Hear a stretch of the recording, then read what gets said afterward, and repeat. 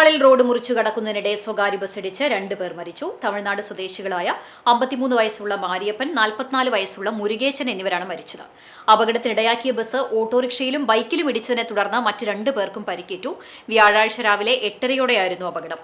തൃശൂർ റോഡിൽ ബസ് സ്റ്റോപ്പിന് സമീപത്ത് റോഡ് മുറിച്ചു കടക്കുന്നതിനിടെയാണ് തമിഴ്നാട് സ്വദേശികളെ സ്വകാര്യ ബസ് ഇടിച്ചത്. ഗുരുതരമായി പരിക്കേറ്റ് റോഡിൽ കിടന്ന ഇരുവരെയും നാട്ടുകാർ ചേർന്ന് എടപ്പാളിലെ സ്വകാര്യ ആശുപത്രിയിൽ എത്തിച്ചെങ്കിലും മാരിയപ്പൻ മരിച്ചിരുന്നു. ഏതാനും മണിക്കൂറുകൾക്കകം മുരുകേശനും മരണത്തിന് കീഴടങ്ങി. ഇതേ ബസ് തട്ടി പരിക്കേറ്റ ഓട്ടോറിക്ഷയിലും ബൈക്കിലും ഉണ്ടായിരുന്നവരെ എടപ്പാളിലെ സ്വകാര്യ ആശുപത്രിയിൽ പ്രവേശിപ്പിച്ചു. ചങ്ങരംകുളം പോലീസ് സ്ഥലത്തെത്തി തുടർ നടപടികൾ സ്വീകരിച്ച് അന്വേഷണം ആരംഭിച്ചു. അവിടുന്ന് തട്ടിക്കുന്നത് ഓട്ടോസിനെ ഇവരെ തട്ടി തെറിപ്പിച്ചിട്ട്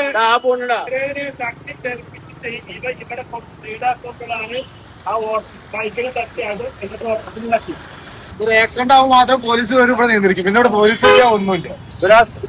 ഏത് ഒരു വാഹനമാണെങ്കിലും ആ പാലത്തിന്റെ എൻഡിൽ നിന്ന് ഇവിടെ നിർത്തേണ്ട ബസ് വരണ്ടോ? പാലത്തിന് അടിക്കൂടെ വരുന്ന ബസ്സാണ്. അതുകൊണ്ട് അടിക്കൂടെ വരുന്നത്.